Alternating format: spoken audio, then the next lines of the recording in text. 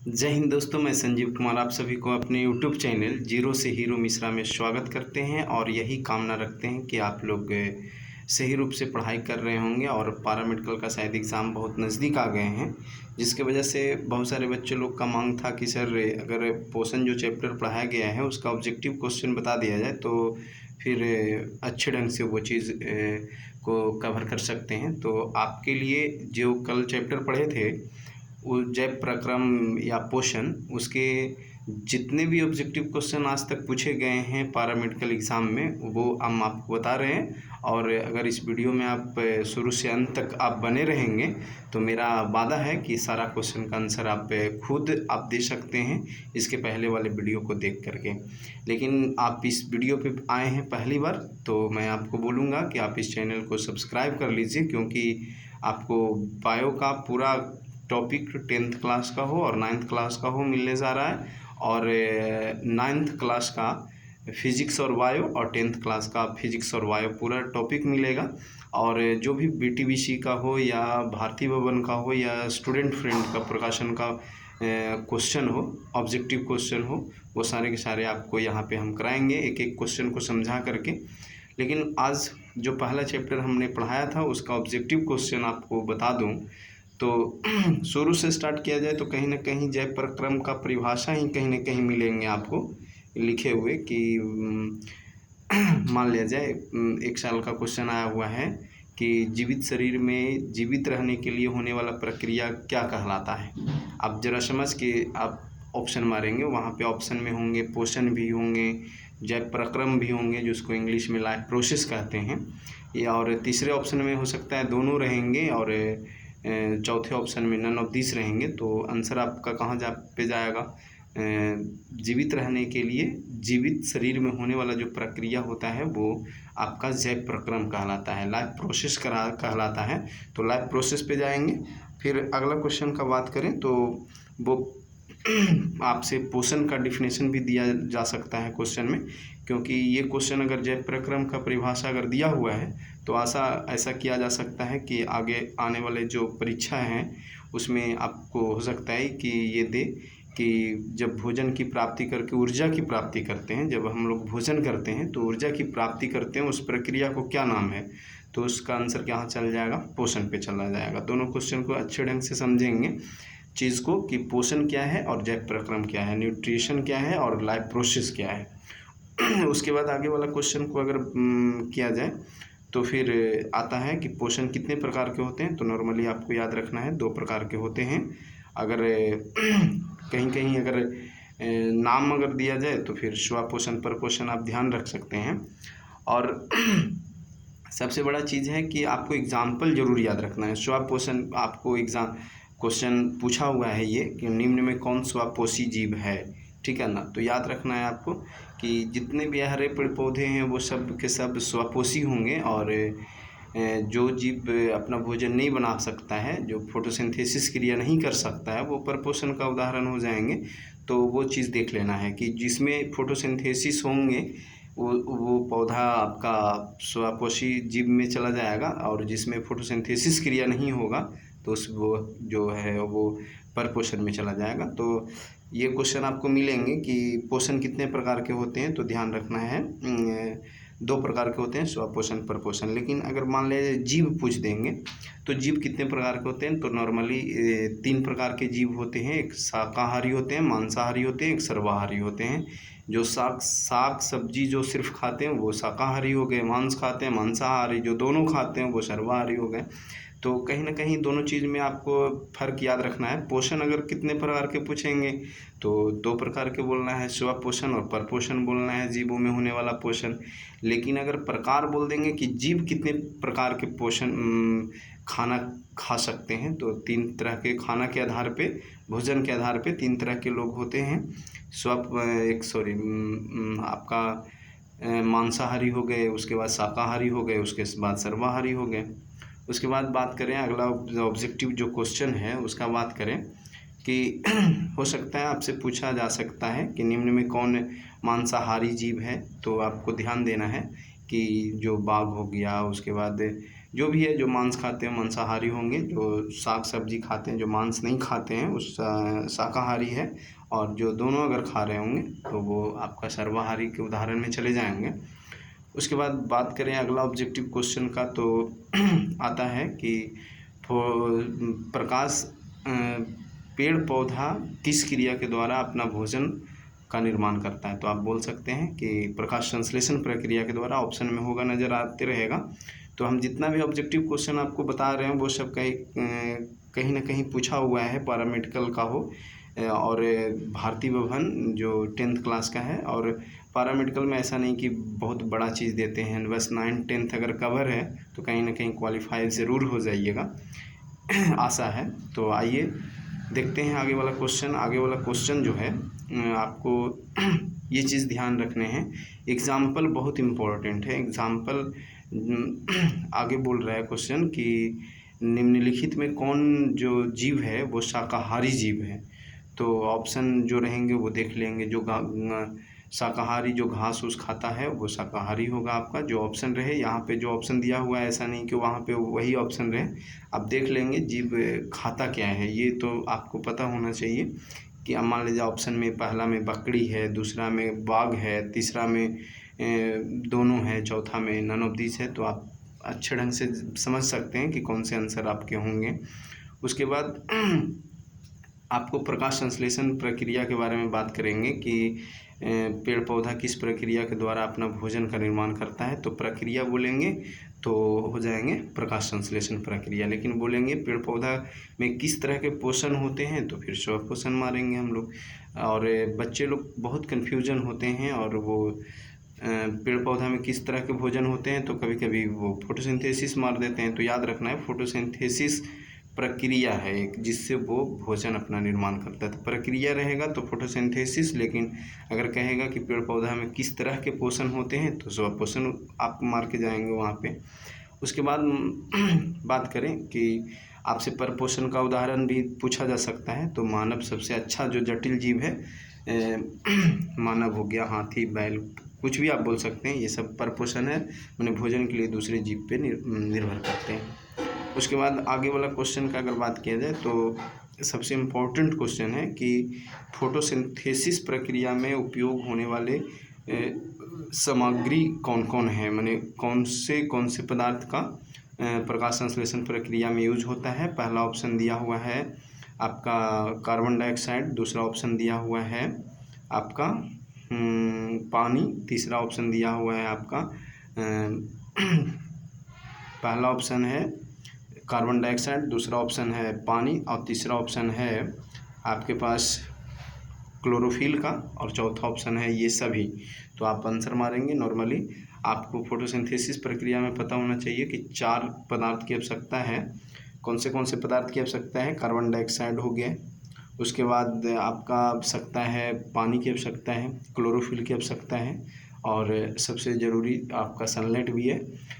माने ये चारों पदार्थ की आवश्यकता है। अगर चारों पदार्थ अगर उपलब्ध हैं तो वो फोटोसिंथेसिस क्रिया करेंगे। तो इसमें 3 ऑप्शन दिया हुआ था, चौथा ऑप्शन ये सभी दिया हुआ है, तो आप ये सभी मार के जाएंगे। उसके बाद बात करें दिया हुआ है अगला क्वेश्चन कि ये जो निम्न में किस पौधे में फोटोसिंथेसिस क्रिया संपन्न होती है। निम्न में कौन से पौधे में प्रकाश संश्लेषण प्रक्रिया होती है। ऑप्शन दिया हुआ है आपका दिया हुआ है मशरूम, दूसरा ऑप्शन दिया हुआ है निम्न में कौन सा प्रकाश संश्लेषण होती है जो क्रिया दिया हुआ है।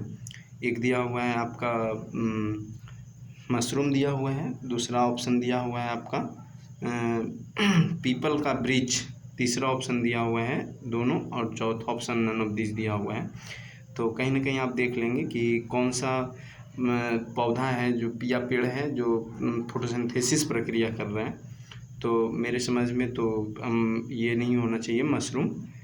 कौन से आंसर हो जाएंगे? इसका बी ऑप्शन हो जाएंगे, जो ये पीपल का वृक्ष है वो।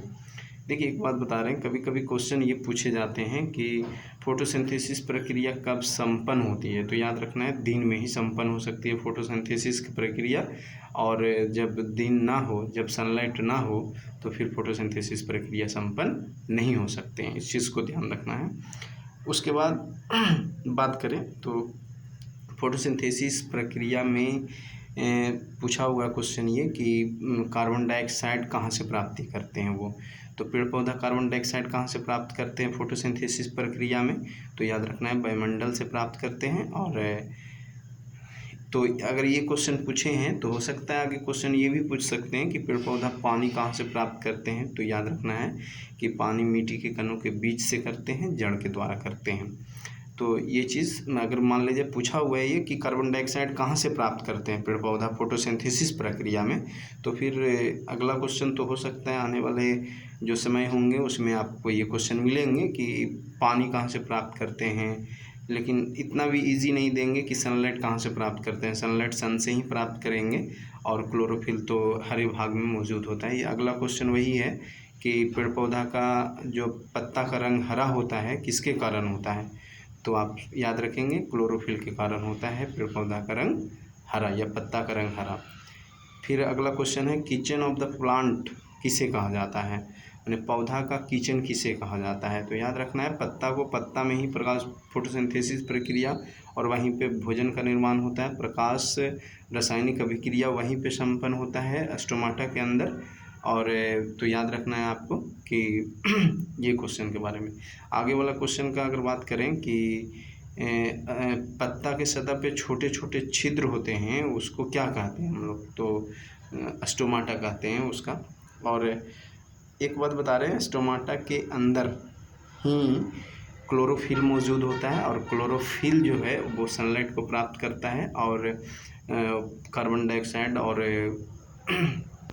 पानी की सहायता से ग्लूकोज का निर्माण कर लेता है और ऑक्सीजन का निर्माण कर लेता है, जो वो श्वसन क्रिया के द्वारा छोड़ देता है पेड़ पौधा। तो इस बात को ध्यान रखना है क्लोरोफिल के बारे में कि पेड़ पौधा या पत्ता का रंग हरा होता है किसके कारण? क्लोरोफिल के कारण।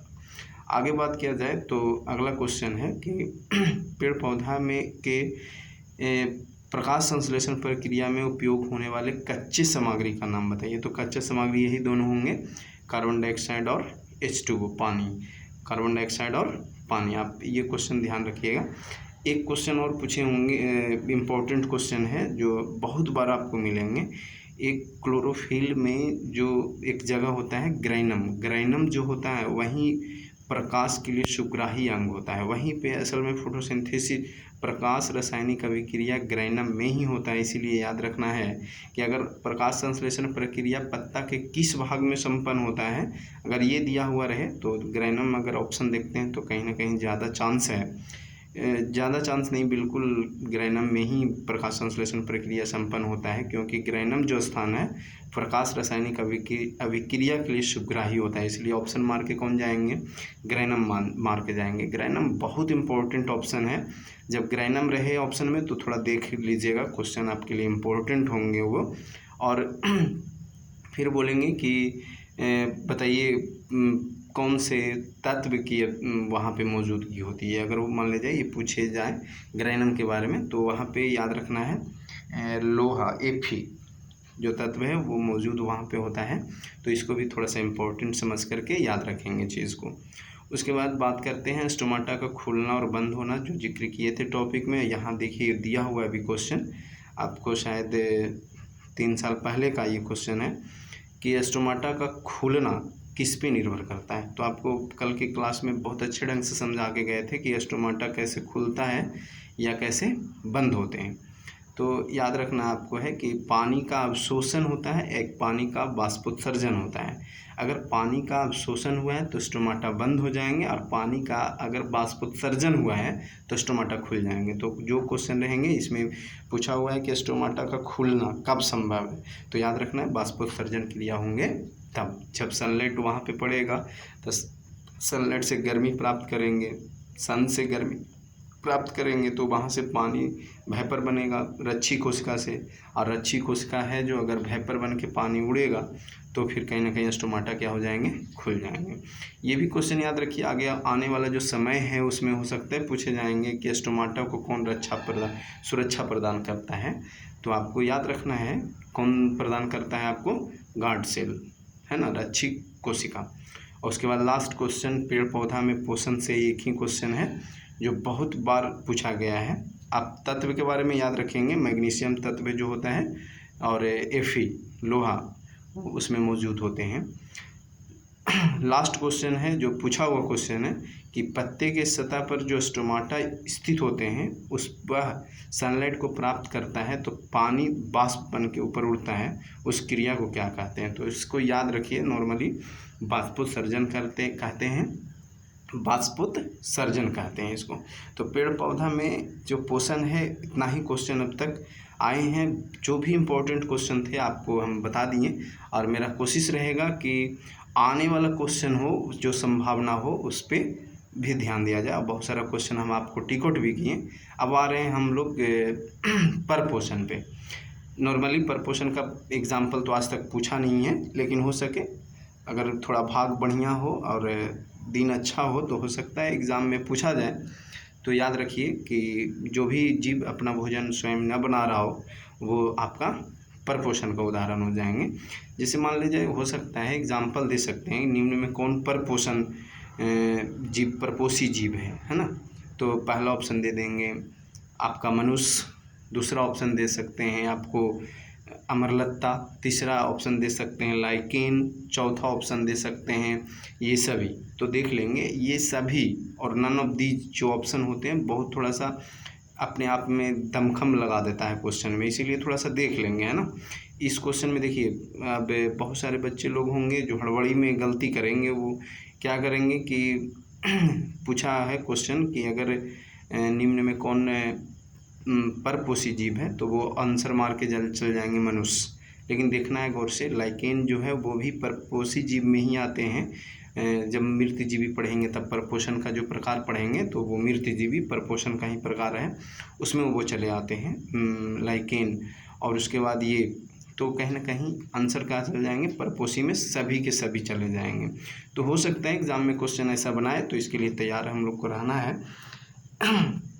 आगे बात करें हम तो एग्जाम्पल ज़रूर याद रखना है परपोषण के बारे में कि ये चीज़ है। परपोषण के बताए थे हम कल के क्लास में कि नॉर्मली 4 प्रकार होते हैं, मृतजीवी, प्राणी संपोषण और सहजीवी और परजीवी, है ना।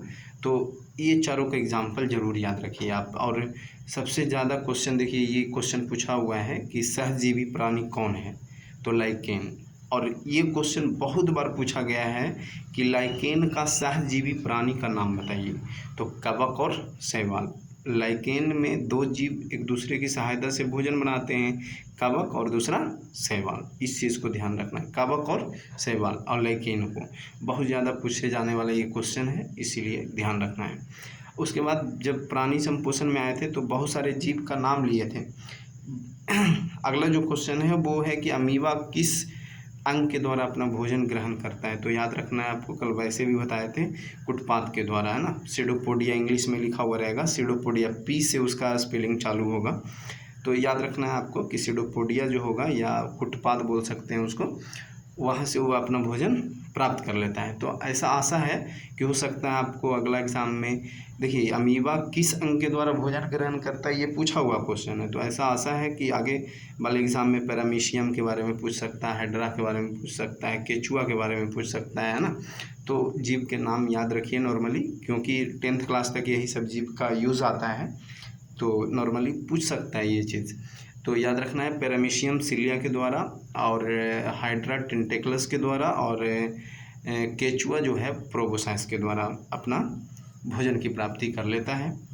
उसके बाद अगला क्वेश्चन है कि भोजन का पाचन मानव में कहाँ से प्रारंभ होता है, या मानव में भोजन का पाचन कहाँ से प्रारंभ होता है। तो ये एक बात याद रखना है आपको कि मानव में भोजन का पाचन मुख गुहा से प्रारंभ होता है, बक्कल कैविटी से प्रारंभ होता है। तो इस क्वेश्चन का आंसर क्या हो जाएंगे, बक्कल कैविटी, मुख गुहा। बहुत इंपॉर्टेंट क्वेश्चन था। आगे वाला क्वेश्चन का बात करें तो बात है कि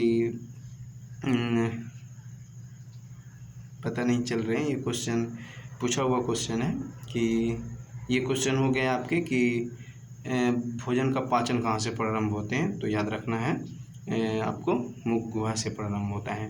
हाँ, आगे है दांत जो है वो कितने प्रकार के होते हैं। तो देखिए एक बात याद रखिए, दांत जो है प्रकार अगर पूछे तो 4 प्रकार के होते हैं। इंसीजर हो गए, कैनाइन हो गए, मोलर और प्रीमोलर। लेकिन अगर दांत का भाग पूछ दे, दांत का भाग तो पूछा हुआ नहीं है, लेकिन अगर भाग पूछ दे तो 2। ध्यान रखना, यही सब चीज़ में गलती होते हैं बच्चे लोग से। अगर भाग पूछते हैं तो बच्चे लोग 4 मार देंगे तो वो गलत हो जाएंगे।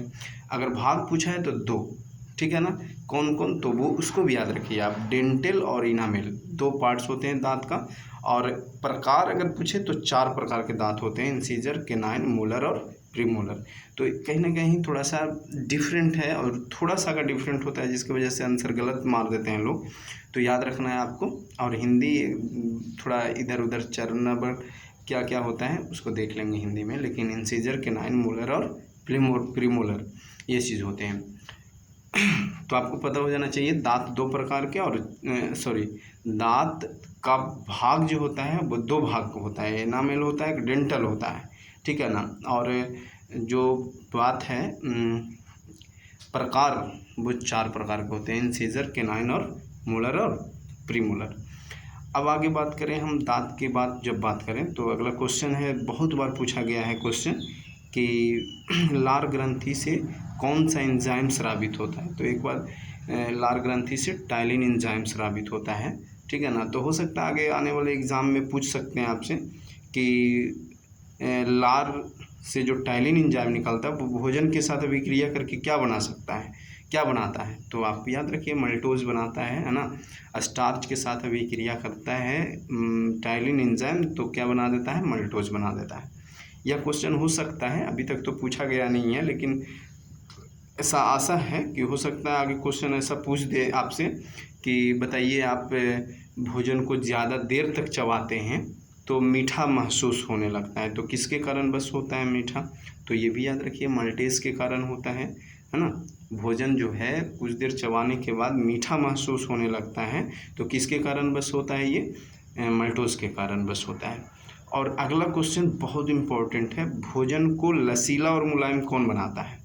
तो याद रखिए आप, भोजन को लसीला और मुलायम कौन बनाता है, म्यूकिन। कल के क्लास में भी बताए होंगे, आज भी बता रहे होंगे, म्यूकिन, ठीक है ना। तो कहीं ना कहीं आप वीडियो को अगर शुरू से अंत तक देखते हैं तो पोषण चैप्टर से आने वाला क्वेश्चन हम समझते हैं 1 से 2 क्वेश्चन जरूर होंगे, तो कहीं ना कहीं आप उसको आप लगा सकते हैं। आपका ये हो गए। अगला क्वेश्चन जो बात कर रहे हैं हम कि मान लिया जाए, आपको याद रखना है ये चीज़ म्यूकिन के बारे में कि भोजन को लसीला और मुलायम म्यूकिन ही बनाते हैं। और उसके बाद अगला क्वेश्चन जो है वो भी इम्पोर्टेंट क्वेश्चन है कि ऑसोफेगस जो है उसकी लंबाई कितनी सेंटीमीटर होती है। तो 25 सेंटीमीटर। आपको ध्यान रखना है कि ऑसोफेगस के बारे में बोल रहे हैं, ग्रास नली। देखिए बच्चे लोग कन्फ्यूज़न हो जाते हैं, ऑसोफेगस के बारे, ग्रास नली के बारे में पूछा गया है कि आप बताइए ग्रास नली का लंबाई कितना होता है। तो यूनिट आपको ध्यान रखना पड़ेगा, 25 मीटर नहीं बोल रहे हैं हम, 25 सेंटीमीटर आपको याद रखना पड़ेगा, 25 सेंटीमीटर, है ना। मीटर में उत्तर नहीं देना है। लेकिन हो सकता है आने वाले एग्ज़ाम में ये पूछ दे आपको कि पूरा डाइजेस्टिव सिस्टम का आप बताइए कि कितना मीटर लंबा होता है, जिसको इंग्लिश में एलिमेंट्री कैनाल बोलते हैं, हिंदी में आहार नाल बोलते हैं उसको, है ना।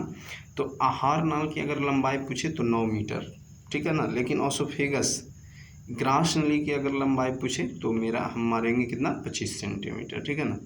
तो इस चीज़ को ध्यान रखना है कि ये ऑसोफेगस की लंबाई दिया हुआ है क्वेश्चन में, तो हो सकता है अगला बार हमसे पूछ सकते हैं वो कि एलिमेंट्री कैनाल की लंबाई कितनी है। लंबाई इम्पोर्टेंस है, ठीक है ना। और छोटी आंत की लंबाई, बड़ी आंत की लंबाई, चौड़ाई, ये सब तो ज़रूर याद कर लेना है आपको, क्योंकि एग्ज़ाम में यही सब क्वेश्चन ज़्यादा फंसते हैं। फिर आगे अगला क्वेश्चन है कि अमाशय किस माध्यम का होता है। तो याद रखना है अम्लीय माध्यम का होता है, वहाँ पे HCl अम्ल स्रावित होते हैं, HCl। ये भी इम्पोर्टेंट क्वेश्चन है, ठीक है ना। ये क्वेश्चन आए हुए हैं कि अमाशय में कौन सा अम्ल स्रावित होता है? तो याद रखना है HCl अम्ल स्रावित होता है। लेकिन सारा क्वेश्चन आप याद रखिए, किस ग्रंथि से स्रावित होता है HCl अम्ल, अगर ये पूछ दे तो फिर आप बोल सकते हैं गैस्ट्रिक ग्लैंड होता है, जठर ग्रंथि होता है, उससे HCl अम्ल स्रावित होता है। और आप से ये भी पूछ सकते हो सकते हैं गैस्ट्रिक ग्लैंड उपस्थित कहाँ पे होते हैं, मतलब जठर ग्रंथि उपस्थित कहाँ पे होते हैं, तो आप बोल सकते हैं अमाशय के दीवार पे, वहाँ पे अमाशय की दीवार के बगल में उपस्थित होते हैं जठर ग्रंथि। तो ये क्वेश्चन आपको अमाशय वाला जरूर HCl अम्ल जरूर ध्यान में रखना है कि HCl अम्ल वहाँ से स्रावित होता है, जिसके कारण बस अमाशय जो है वो अम्लीय माध्यम का होता है। तो ऑब्जेक्टिव क्वेश्चन जो आए हैं वो बता रहे हैं, और आपको हेल्पफुल इसीलिए होंगे कि आगे आने वाले एग्ज़ाम के भी इसी तरह का पैटर्न का हो सकता है। अगला साल इस साल जो 10 तारीख का एग्ज़ाम होने वाला है वो अगर बनाए तो कहीं ना कहीं क्वेश्चन लड़ सकते हैं। और आगे बात करें कि आपको ये चीज़ याद रख लेना है कि छोटी आंत की लंबाई कितने होते हैं, बड़ी आंत की लंबाई कितने होते हैं। हालांकि ये तो अभी तक नहीं पूछा है, लेकिन हो सकता है जब ओसोफेगस की लंबाई पूछ चुका है तो ये सब हमको याद करने में क्या जा रहा है, याद कर लेंगे, है ना। छोटी आंत की लंबाई, उसकी ये जो चौड़ाई होते हैं वो, फिर बड़ी आंत की लंबाई, उसकी चौड़ाई होते हैं जो, है ना। तो ये चीज़ को याद रख लेना है। और अंत में एक बहुत ज़्यादा क्वेश्चन बहुत ज़्यादा बार पूछा गया है कि बताइए अपच पानी का अवशोषण कहाँ से होता है। तो अपच पानी का अवशोषण जो है बड़ी आंत की दीवार के द्वारा होता है, बड़ी आंत के दीवार के द्वारा। बहुत इंपॉर्टेंट क्वेश्चन है, बड़ी आंत के दीवार के द्वारा। और वहाँ भी पढ़े होंगे तो उसमें भी बताए होंगे, पीछे वाला वीडियो जो चढ़ाए हैं उसमें भी बताए होंगे इस बात को कि अपच पानी का अवशोषण बड़ी आंत की दीवार के द्वारा होता है। और एक क्वेश्चन और है जो पूछा हुआ है, बहुत बार पूछा गया है, भोजन का पाचन कहाँ अंत होता है। देखिए कहाँ चालू होता है वही क्वेश्चन पूछा गया है, तो मुख गुहा से, बक्कल कैविटी से, है ना। जब चबाना प्रारंभ करते हैं तो भोजन का पाचन प्रारंभ हो जाता है। और दूसरा कि भोजन का पाचन पूर्ण कहाँ होता है, तो याद रखना है छोटी आंत में ही भोजन का पाचन पूर्ण हो जाता है। और वो भी छोटी आंत के 3 पार्ट होते हैं, जेजुनम, ड्यूडेनम और इलियम।